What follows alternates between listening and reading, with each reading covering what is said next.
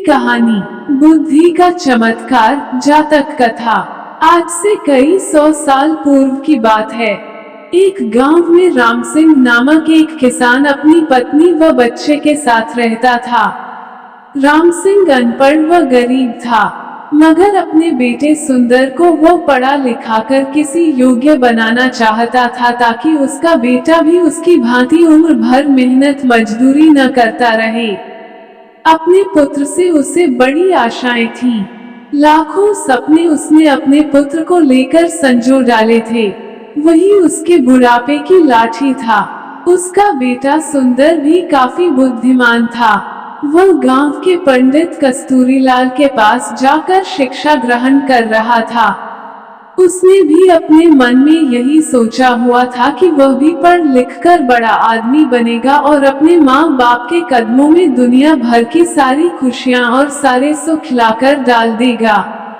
इंसान यदि किसी लक्ष्य को निर्धारित कर ले और सच्चे मन से उसे पाने का प्रयास करे तो वह उसमें सफलता प्राप्त कर ही लेता है।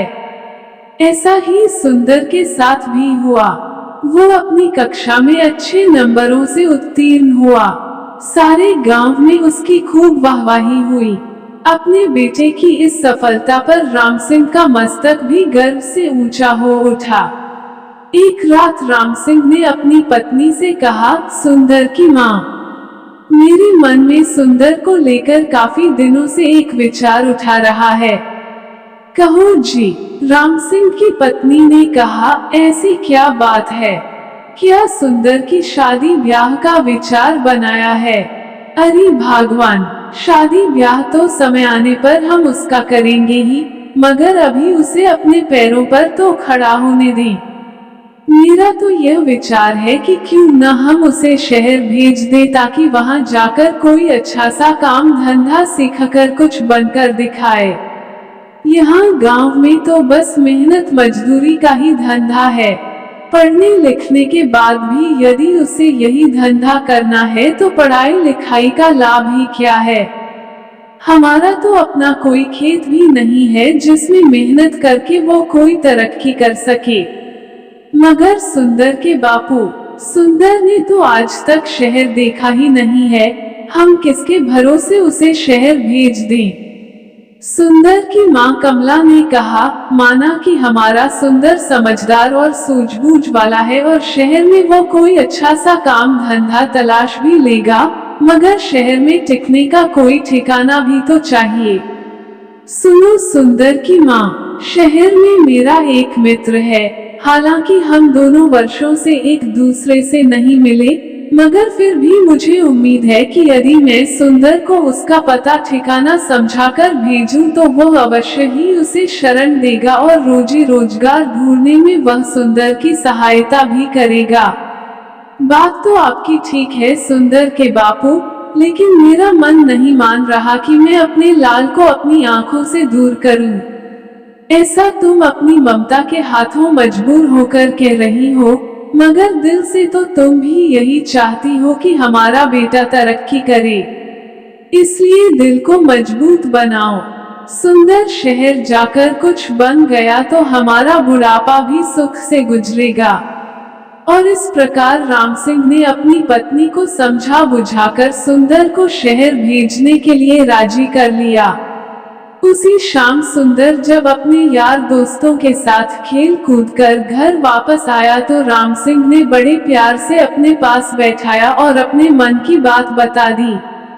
सुंदर यह जानकर बहुत खुश हुआ कि उसका बापू उसे शहर भेजना चाहता है। वास्तव में सुंदर भी यही चाहता था कि वह किसी प्रकार शहर चला जाए और वहां कोई ऐसा काम धंधा करे जिससे उसका परिवार सदा सदा के लिए गरीबी से छुटकारा पाकर सुख भोगे। अतः पिता का प्रस्ताव पाकर वह बड़ा खुश हुआ और बोला, पिताजी, चाहता तो मैं भी यही था कि पढ़ लिख कर शहर जाऊं और अच्छी सी नौकरी करके घर की कमाई में आपका हाथ बटाऊं, मगर कहीं आप मुझे शहर भेजने से इनकार न कर दें, यही सोचकर मैंने आपसे अपने मन की बात नहीं कही। मगर अब जब आप स्वयं ही मुझे शहर भेजने के इच्छुक हैं तो इससे अधिक खुशी की बात मेरे लिए भला और क्या हो सकती है। मैं अवश्य ही शहर जाऊंगा। और प्रकार दूसरे ही दिन राम सिंह ने उसे दीन दुनिया की ऊंच नीच समझाए और अपने मित्र का पता देकर शहर के लिए विदा कर दिया। सुंदर काफी सूझबूझ वाला समझदार युवक था। अपने माता पिता के दुख दर्द को वह भली भांति समझता था। वो ये भी जानता था कि गांव में रहकर तो उसका भविष्य अंधकार में ही डूबा रहेगा, जबकि उसकी इच्छा बड़ा आदमी बनकर अपने माता पिता को भरपूर सुख देना था।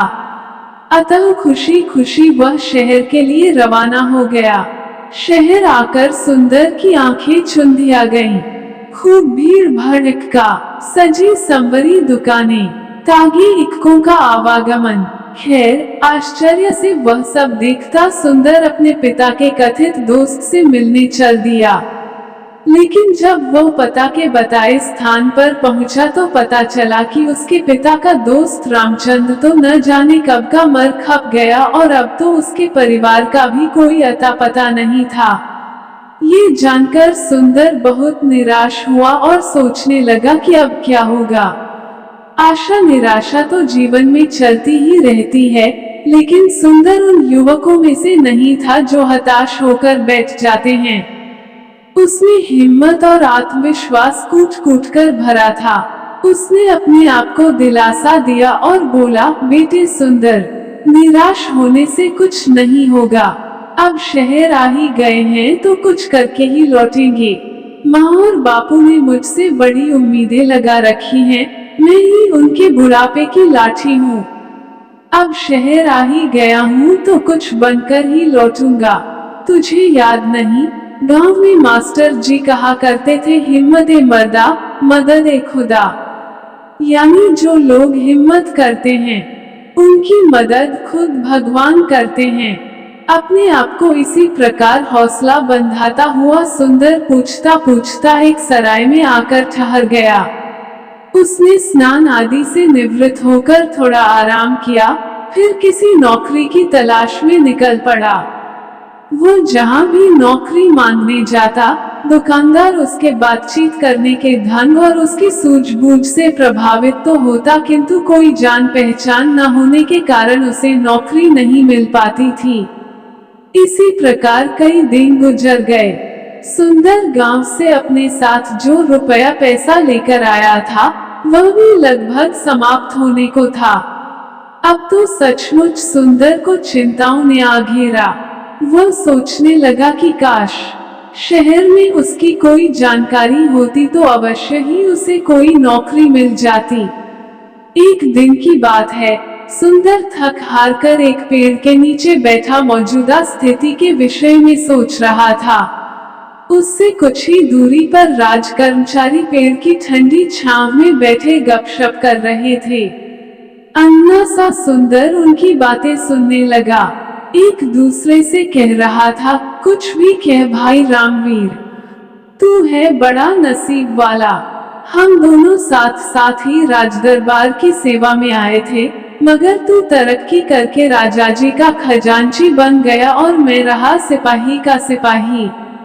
इसे कहते हैं तकदीर। तकदीर भी उन्हीं का साथ देती है गंगाराम, जो सूझबूझ और हिम्मत से काम लेते हैं।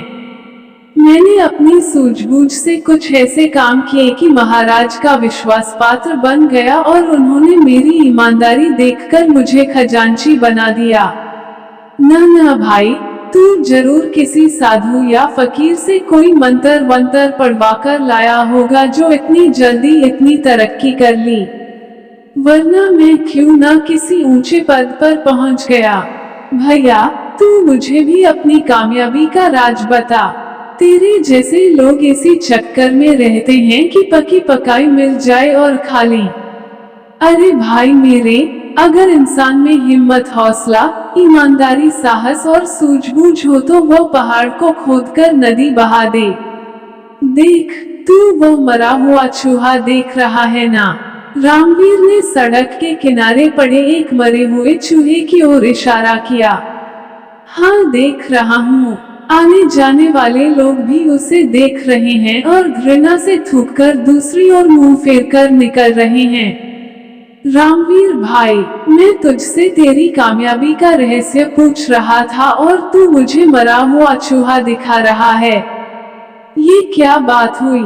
गंगाराम, मैं तुझे कामयाबी की बाबत ही बता रहा हूँ। सुन, लोग उस मरे हुए चूहे पर थूककर जा रहे हैं, मगर कोई सूझबूझ वाला इंसान इस मरे हुए चूहे से भी 4 पैसे कमा लेगा। भैया मेरे, अक्ल का इस्तेमाल करने से ही इंसान कामयाबी हासिल करता है, जंतर मंतर से कुछ नहीं होता। मैं समझ गया भाई रामवीर।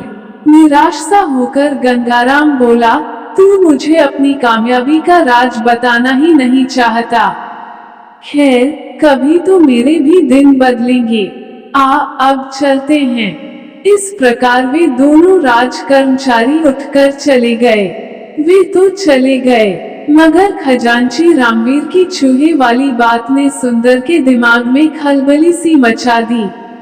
उसके दिमाग में रामवीर की कही बात बार बार गूंज रही थी।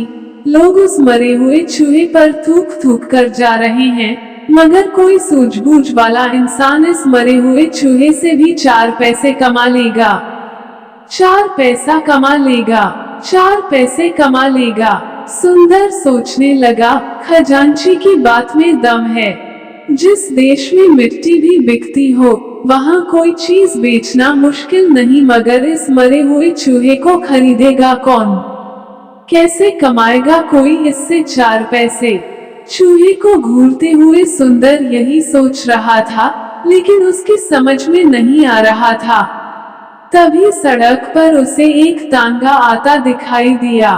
तांगे में एक सेठ बैठा था जिसने एक बिल्ली को अपनी गोद में दबोचा हुआ था।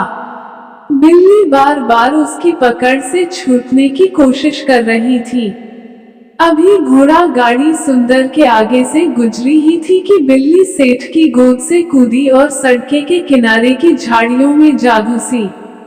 अरे अरे तांगे वाले, तांगा रोको, मेरी बिल्ली कूद गई, सेठ चिल्लाया। तांगा रुका और सेठ उतरकर तेजी से झाड़ियों की तरफ लपका। अरे भाई तांगे वाले, देखो, मेरी बिल्ली उन झाड़ियों में जा घुसी है, उसे पकड़ने में मेरी मदद करो। सेठ झाड़ियों के पास जाकर बिल्ली को बुलाने लगा। पूसी पूसी आओ। इसी बीच तांगे वाला और सुंदर सहित कुछ अन्य लोग भी वहां जमा हो गए थे। अरे भाई, मैं किसी खास प्रयोजन से इस बिल्ली को खरीद कर लाया हूँ, कोई इसे बाहर निकालने में सहायता करो।